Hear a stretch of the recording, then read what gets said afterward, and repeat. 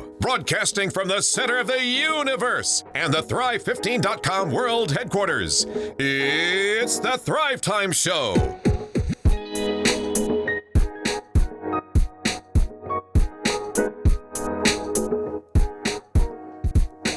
Yes, and yes, Thrive Nation. Welcome back to the conversation. It is the Thrivetime Show on your radio. And we had a question that was emailed in from a member of the Thrive Nation. Hey, can I butt in real quick? Yes, do it. That last segment we were talking about, working with family. Yeah. I just wanted to give a shout out to my mom and dad, Nancy and Perry Chupp, for really making me work as a kid.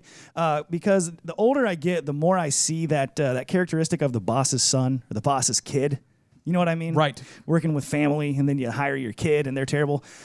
You were talking about cutting rebar earlier in the show. I mean, I spent so many freaking hours stacking rebar and carrying stuff like that. So shout out Nancy and Perry Chupp. I love you guys so much. Thank you for giving me some work ethic as a young man and not letting me turn into that guy.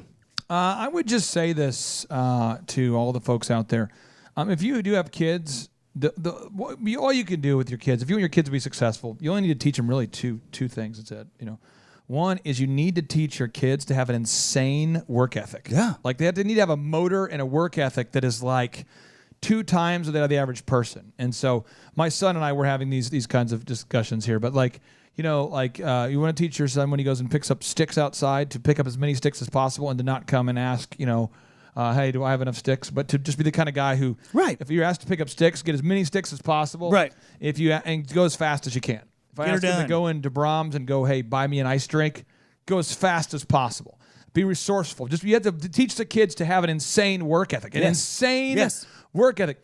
The second thing you want to teach your kids is to have character. And I would just say character is for them to know that God is always watching. And if you don't believe in Christ or the Judeo-Christian faith, to know that somebody is always watching. Worst case scenario, you're watching, right? You've got to have the mindset that you absolutely have to work as unto the Lord. And that is a big concept that a lot of people, I think, struggle with. I think a lot of people, it's interesting, but if you spend any time at all reading the Bible or you're aware of Bible verses, let's just go to Colossians 3:23 for a second.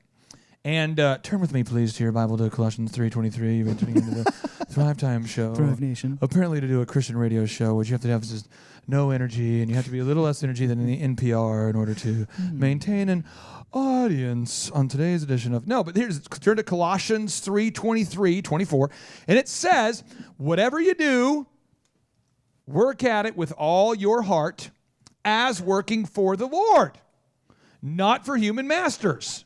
Since you know that you will receive an inheritance from the Lord as a reward, it is the Lord Christ you are serving.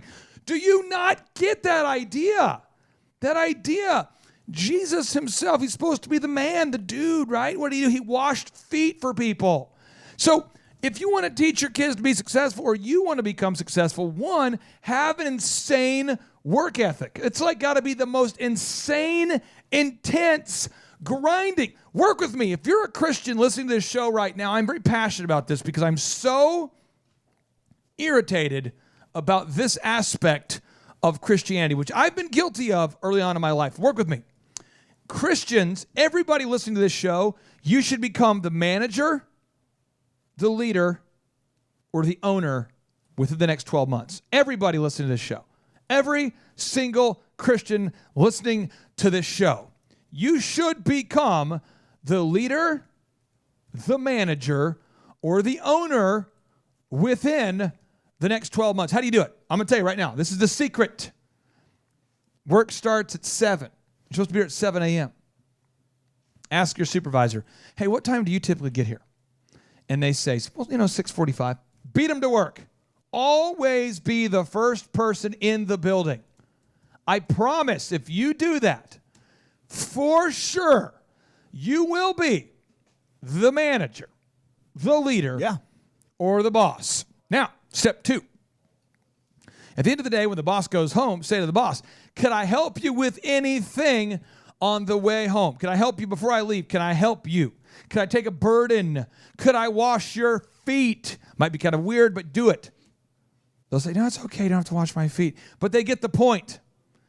Do it for a year. And every single person listening will become a manager, an owner, or a leader. It's going to happen. And you know why you'll become a manager, an owner, or a leader? Because that insane work ethic is not normal.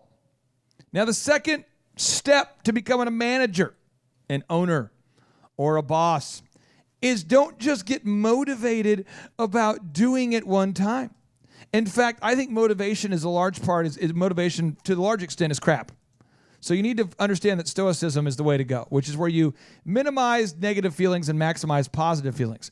But understand this verse is true, Proverbs 10:4. And for those of you who aren't a Christian, Elon Musk instructs you to work like hell, work between 80 and 100 hours a week, and you'll be successful. And we'll put that quote on the show notes. I'm paraphrasing, but Elon Musk, famous atheist, says you should work 80 hours a week. So Proverbs 10:4 says, lazy hands make for poverty, but diligent hands bring wealth. Now, diligent means the consistent application of effort, not the one-time effort, not when I feel good effort, not when I had a sick day so I couldn't come in. I'm talking about diligence, the steady application of effort. So if you want to become the boss, the manager, or the leader, you have to have an insane work ethic. And if you teach your kids the work ethic and you teach your kids the consistency of that work ethic, they will become the manager, the owner, or the boss. It will happen. Now, the question is, what percentage should the profit be on any service? 20 to 30%. Okay? And again, each business is different. Lower volume businesses like a jeweler, they do less volume but higher number of deals. They probably have a higher margin. A person like a home builder will have probably less of a margin. So home builders, a good home builder might make a 7% to maybe up to a 9% profit margin. Right? I mean, yeah. It's 7 or 9%. Now, if you have a product or service, about 20%. But if you will call us and just schedule a one-on-one consultation with one of our Thrivetime Show business coaches, we do a free 13-point business analysis with every new client, even before they become a client. Right. It takes about an hour. Then we could break it down specifically for you. But the rule I would always keep in mind is make your business bankable, meaning if a bank saw the profit margin that you're operating at, would they agree to fund it to scale it? If your margin is so slim, no bank is going to invest in it. Therefore, it's not going to scale. Correct. Now, the final notable quotable that I want to give you when it comes to what percentage should the profit be on any service or product, Dr. Zellner, if he were here today, he's not, because he's out expanding his vast entrepreneurial empire. He says, pigs get fat, hogs get butchered, which means never, ever, ever take advantage of people. So when you're building your pricing and your systems, never, ever, ever build a price or charge people an amount that's usury, that's taking advantage of people, because what goes around comes around. Do unto others as you'd have them do unto you. Because they will. God is watching. Those of you who are Buddhists, good karma, bad karma. Those of you who are aware of the law, rip people off, go to jail. Mm-hmm. And one way to stay motivated to not screw people is Google search a guy by the name of Kevin Trudeau. Kevin Trudeau. Get a chance to look up Kevin Trudeau. When we come back, I'll explain to you. Well, I guess I can do it right now. It's Kevin Trudeau. It's Trudeau. Look up Kevin Trudeau, and then you'll know why not to screw people. And we come back, we're going to answer the question, have you ever struggled with anxiety? Get ready to enter the Thrivetime Show. I'm a father of five with maniacal focus to teach the proven moves, no hocus pocus. Cause get rich quick is not a move, but the proven system will make your life improve. See, I'm more than just a rhymer, like a horse with blinders. Focused on the Thrivetime Show, that's where you find us. He be the Z and I be the C. Teaching business skills from A to Z. We both grew up poor, but we're poor no more. The goal of this show is to help you score. I couldn't see the light until my son could see, but I learned to rock the... All right, Thrive Nation, welcome back to the conversation. For those of you listening on the radio program, this is our final segment of the day. And I try to, as we're doing our radio show, I try to make sure that every show I'm very transparent with you guys. And there are certain shows where it's like uncomfortable for me to be that transparent. It's sort of like, oh, frick, they're going to ask real questions. Because if you ask questions that are like, just technical questions, that's easy. Business has always been easy for me. But if you ask me like a emotional question, it kind of irritates me. I'm not mad. It's more of like, I gotta get into that. So, Chuck, you read the question from the Thrive Nation. I can. Let me get to it. Here we go. So, last question here. Have you ever struggled with anxiety? And if so, how did you overcome it? Okay, so I'm going to get into that. Well, one is I used to stutter as a kid. And when you stutter a lot, and it doesn't go away when you're in, kindergarten, then people are just really mean to you. I mean, kids are just brutally mean to you. They pick on you. They used to call me, kids used to always say, Cuckoo Clayton, like that. That was like my name. Oh, that's so rude. And they're just making fun of you all the time. It was what they did. And so, like, even today, I prefer the company of me. Like, I just prefer to be by myself. And that there's no boundary to that. I mean, literally, in all circumstances, I'd rather be alone. So I have to make myself not revert to that. I think everybody has a little bit of crazy. I think everybody has. There's some people that, they can't ever sit down to write a paper, because they feel like they need to be with other people. They almost get anxiety when they're by themselves. They're very uncomfortable with being by themselves, which is tough because if you're building a workflow or a business or writing a book or making a performa or doing accounting or balancing a checkbook, those are things that probably should be done alone. And some people just don't do well at all in any area of their life if they're alone. It's like they get stressed out just being by themselves. And that's probably, I would say, half the people I know? Yeah. Maybe 3/4. They just hate. I mean, it's like they feel like lonely. Yeah. I could say this. I've never one time in my life felt lonely. So, like, whenever I've had, like, a girlfriend, if they broke up, I'm like, okay, cool. I don't care. I've never cared. Because I just don't need anybody. I kind of got to a place where as a kid, they'd pick on me all the time. So I'd go downstairs and I would just draw cartoons and pictures and stuff for, like 8 hours, read books, whatever. And so that's how I am. So most Saturdays, the other day we had the Master Machine guys over at my house. They were smoking meat. And my wife was out running some errands. And so they came in. They're like, hey, man, how you doing? And they're great guys. I talked to them. We had, conversation. And I think like they were there for about 8 hours. And I don't think I ever went outside. I think people might wonder, well, what are you doing in there? Well, I wrote a book. It's weird how that happens if you no, seriously. dedicate time. I was working on a book for Elephant in the Room. We have a lot of customers, and they kind of want to know the story behind the story a little bit. They want to know what the brand's all about. And so I'm working on a book for that with my brother-in-law. And so I just, wrote a book. And to me, it's easier to write a book. It's the first draft. So typically, Ernest Hemingway, the best-selling author, he said the first version of anything is an expletive we can't say on the radio. But and then Paul Graham, the venture capitalist, he talks about how the first 8 versions of anything are terrible. So I mean, I wrote the first version of a book, and to me that's what I like to do. I mean, I like to draw, like to write books, like to record stuff, music, intros, songs, whatever. That's what I do. I don't have like to write comedy. I don't really have a desire to not do that. So when you talk about anxiety, doing the radio show is one of the most stressful things for me ever. But after I do it, hearing the listeners who've shared with me how it's changed their lives is why I do it. So it's more of like a calling than it is like, I feel like I'm being called to it. The word vocation means calling, and the word vacation means to retreat from. So I feel like I'm being called to do it, but it's really stressful. Because I'm always worried that I'm going to start stuttering again. And it happens sometimes. Later at night, I tend to stutter. And it's just like, that's why I like to go to bed like really early, because I'll stutter at night a lot. Like it happens. If I'm not very intentional, it will happen. So these are my steps for how I deal with anxiety. Step 1 is I mentally embrace the worst case scenario that'll happen. So I think about it and say, worst case scenario, I go into a stuttering bonanza and 175 conference attendees make fun of me. And I really don't care at all. So I care about helping them because I think it's my calling. But if they mocked me, I don't care, which is really cool because like in business, you get a lot of rejection. So I'll go on to Elephant in the Room real quick and just read some recent reviews. I think this is what I do for fun sometimes. He's going to take the show up right now, guys. Get ready for it. I just do this to validate my point that I really don't care about what most people think. Now, that being said, I love Dr. Zellner. I love my wife. I love my kids.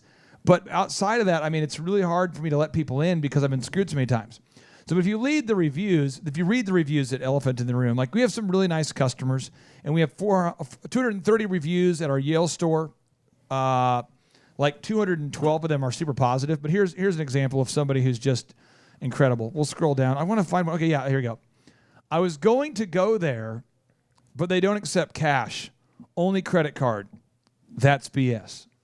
Okay, it's cool. It's cool, man. It's cool. That's cool. I love that you could do that, you know. Now, why am I only taking credit cards? It's because we're franchising, and so I want to have transparency with the numbers of each store because we've actually had people come case the store. We have a ton of cash going through there. A lot of guys want to pay cash for haircuts. So you understand, we could have like $3,000 rolling in a day of cash. I don't want to put my employees at risk. So I guess that's BS. But you know what I mean? I don't worry about his feelings. But it's just kind of like, okay, here we go. Kyle writes, I generally have a favorable experience. However, and it's like, come on, dude, get a job. Thank you for taking like all week to write that. It's great. So anyway, there's a lot of negative ones. If you go further down, it's pretty incredible. So one, I embrace the worst case scenario. What if I have anxiety? I say, what is the worst thing that could happen? And I just go ahead and embrace that it's going to happen.